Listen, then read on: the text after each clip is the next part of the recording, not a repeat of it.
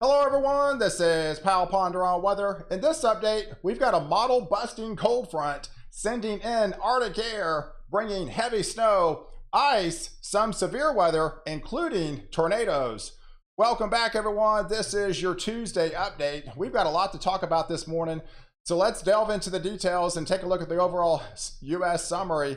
Man, that Arctic blast is coming in with a vengeance. It's 26 below zero in Winnipeg, down to 2 below in Denver. We've got snow flying in Minneapolis at 9 degrees, down to 18 degrees in Tulsa, 41 in Dallas, 72 in Houston, all the way to 79 in Miami, with some hailstones that fell just north of the Dallas-Fort Worth area last night. And we're dealing with flooding rains in the portions of Kentucky as well as Tennessee today. And we also have a severe weather component to deal with as well. Let's take a look at the overall hazard map because, man, it is busy. Let's start off the West Coast. Even Southern California is going to get into the action with some heavy high winds today. And up at the upper levels, it's going to be cold enough to snow down in that region. And then we got heavier snow in the Sierra Nevadas, bringing that heavier snow all the way down into Flagstaff, Arizona, with a good foot of snow going to be knocking on the door today. And that heavier snow just extends into Utah, going back into Colorado. And then we got numerous winter weather advisories in place for the northern plains, and then new advisories as well into portions of Oklahoma, all the way down into North Texas now with an ice threat. And then we also have some numerous flash flood watches along in and around the Kentucky into the Tennessee Valley. But we also have a tornado watch currently as we speak. So let's zoom into that tornado watch that is currently between now and 11 o'clock this morning for a couple tornadoes, some ping pong isolated size hailstones, and wind gusts up to 70 miles an hour in and around the Little Rock, Arkansas area and back into Jonesboro, going into Memphis, Tennessee, as well as Jackson up to Paducah here, down up towards Evansville. Those areas will be under the gun to seeing some rotation within the atmosphere over the next several hours. So be on high alert if you live in this zone for a possibility of a spin up tornado, because there is that threat going into later on this morning. And then the Storm Prediction Center has highlighted that threat with a slight risk for severe weather, essentially extending from Memphis to Nashville, all the way to Louisville, to Jackson, Mississippi, and Huntsville. So these tornado watches can get extended, especially as we go into peak heating of the day, because you're still essentially in the warm sector. You have not experienced that Arctic front yet. And then you could still get some severe weather extending all the way, pushing out of Dallas. Now it's heading towards Shreveport, going into Jackson. So you're going to be under the gun as we get deeper into the afternoon. And there's your tornado risk, essentially extending from Memphis to Jackson to Clarksville, all the way to Murfreesboro. Those are the high impact areas that could be seeing a couple tornadoes later this afternoon.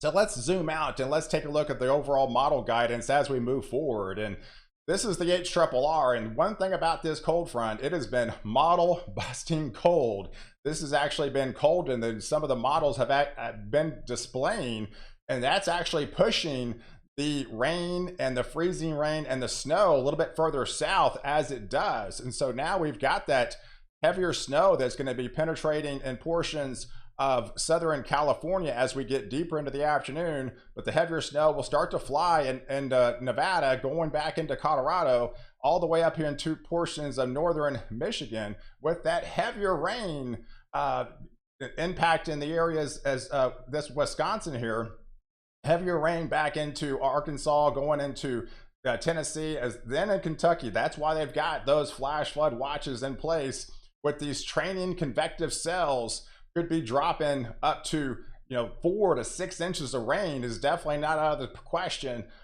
in that area today. And then as we extend the view going into tomorrow morning, there's the Arctic surge continues to plunge south. That's when I think we'll make the transition in Southern California to some of the higher elevations, start seeing the snow flying. Much needed rain going into portions of Los Angeles. And then there's the heavier snow entering portions of rain for Phoenix, but then the heavier snow into Flagstaff, into Prescott, with that other area of concern with more lift going back into Texas. Now it's going to be cold enough where you could make a transition to whatever falls is going to be in the form of freezing rain, because by then the temperatures are going to be below freezing, and then you're still in the warm sector and for the Tennessee Valley with that heavier rain swath extending into Alabama, going into northern Georgia here, as well as getting into portions of North Carolina, getting into Virginia as we go into that Wednesday morning time frame. But there's the setup out in the mountain regions out off the West Coast. Yes, we could be seeing some beneficial rains up to possibly at least a quarter inch. They'll take all any rain they get down there.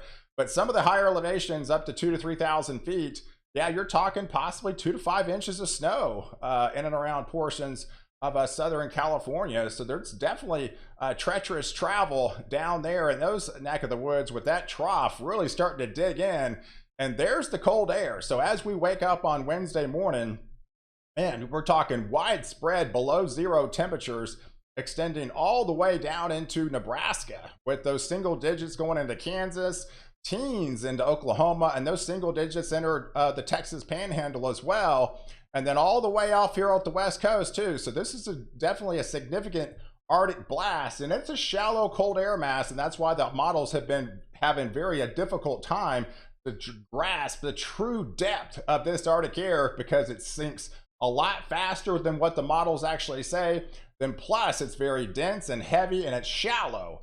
And so it's going to be easy to possibly overrun that type of shallow cold air mass as well. And all we need is lift. And we're going to be getting that lift as we transition into that Wednesday time frame, with this massive trough setting up off the West Coast. That's going to bring the snow for Southern California, the snow back into Arizona in the higher elevations, but you got the mid-level trough setting up over portions of North Texas going into Oklahoma, and that's going to create that southwest wind, create the warm air aloft, but also going to create some lift in the atmosphere, and that rain is going to fall in the form of freezing rain into the shallow air. So as it does fall, it's going to melt up in the upper atmosphere, but then it's going to be able to freeze on contact as temperatures drop below freezing by then. And as we get deeper into Wednesday, I think the precipitation starts to intensify into Oklahoma, especially eastern Oklahoma, going into Arkansas here, into southern Missouri, as we're starting to see a little bit more and more lift going into central Texas. And eventually this will transfer to a little bit more lift as we get into that Thursday morning time frame. So as we transition to that Thursday morning time frame, there's the additional second disturbance that's coming in. I do feel it reaches as far south as central Texas, probably places as far south as Austin. That's going to be impacting North Texas, going through Oklahoma, and then that freezing line continues to dive further and further south, getting into southern portions of Missouri, southern Illinois, southern Indiana, and then the heavier rain swath is still over Arkansas and still over Tennessee and Kentucky by the time we get into that Thursday morning. So you can see we're going to be adding to those totals, but that cold air continues to plunge. So I think we're widespread 20s in much of North Texas and central Texas and into the Panhandle, especially as you go into Oklahoma. I don't think the cold air mass makes it as far south as, say, Houston or portions of Louisiana by the time we get into that Thursday morning time frame. But there's the transition along the Ohio Valley, getting into the mid-Atlantic, with that cold air mass continuing to plunge southward with widespread 20s for the Ohio Valley. And as we get into that Thursday afternoon time frame, we still got a lot of lift over central Texas. We've got the lift transferring down into southern Missouri, northern Arkansas by then, southern Illinois, southern Indiana, southern Ohio here, and going back into portions of the mid-Atlantic states where we'll be making that transition. But we still have the warm sector to the south, so we're going to have a warm nose trying to lift with that south wind. So it becomes a very tricky forecast as you go essentially from a flood watch to some ice and possibly back to rain in and around, say, portions of the Pittsburgh area as we get into Friday morning, because there's that warm nose surging northward. So that pushes the colder air back up into the, back further, a little bit further north. And then as this swings through on the backside, then you'll transition to more of just that snow on the northern side of New York. And then you have that freezing line set up over northern Jersey here back into Long Island, as well as Connecticut and to Rhode Island, back into Massachusetts as well, with that heavier rain swath continue to dive further southeast as we get deeper into the end of the week. So by Friday morning, there's the cold temperatures. So you start to dry out in much of Oklahoma and Texas, but you're still freezing. And then the colder temperatures continue to transfer over into the Ohio Valley and to the mid-Atlantic states. I don't think the Southeast ever really truly gets into a good chunk of this Arctic air mass. Is going to kind of lose its punch as it gets further off into the East Coast. But as it does, it's definitely going to make that transition to that heavier snow. And it's going to be a beeline essentially from, Massachusetts to Connecticut, especially going into New York here, Vermont and New Hampshire, going into Maine. And that'll be into Friday night as this disturbance will continue to push off the East Coast. But there's your winter storm severity index impacts over the next several days. And so this has been updating as new data gets transferred into the data. But yeah, we could be looking at numerous minor to moderate impacts across the Four Corners regions. Some of these areas could be picking up some major impacts. Some portions of Dallas, getting into eastern portions of Oklahoma with that ice threat, that sleet and ice threat you're going to be dealing with. Northern parts of Arkansas here into Missouri. So there's a good swath of the U.S. are going to be impacted. So I do feel we're going to be a lot of travel impacts later on throughout the week. And so there's going to be a lot of delays. And so you're going to have to keep an eye to the weather for changes, because it's changing in a big way with that Arctic air mass plunging southward. But there's the heavier snow swath on the blend of the models, bringing that snow back into the Sierra Nevada, back into higher elevations of Southern California, going back into Flagstaff here with that possibly a foot, possibly even up to 16 inches of snow for that region. And then a good chunk of heavier snow where they really desperately need it in the mountain ranges of Colorado, sneaking into Denver. But I do feel a lot of this down south is going to be in the form of sleet and freezing rain, not in the snow variety, but then the heavier snow will flip into northern parts of Illinois, northern parts of Indiana, northern parts of Ohio, as well as northern parts of PA, and then a heavier swath as you get into northern New England here, into Vermont and New Hampshire, going into upstate New York, getting into southern Maine with that heavier snow swath moving through by late week. But there's your ice threat. So a good chunk of the U.S. is also going to have to be dealing with even a glaze to a tenth up to a quarter inch of ice on the roadways. So definitely be on high alert and drive carefully if you do need to get out and about, especially as you go into portions of Texas, Oklahoma, Arkansas, Missouri. This whole swath of pink here should see some ice as well to impact your travel commute as we go throughout the week.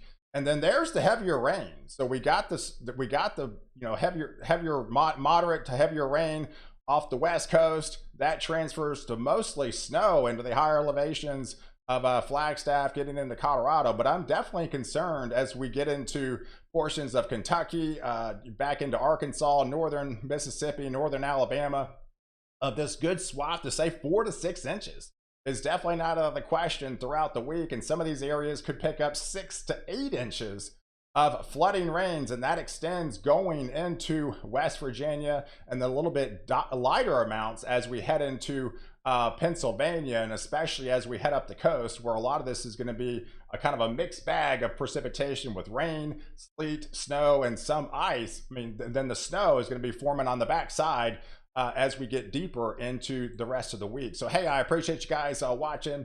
Do like this video and definitely leave your comments below. And don't forget to subscribe to my channel.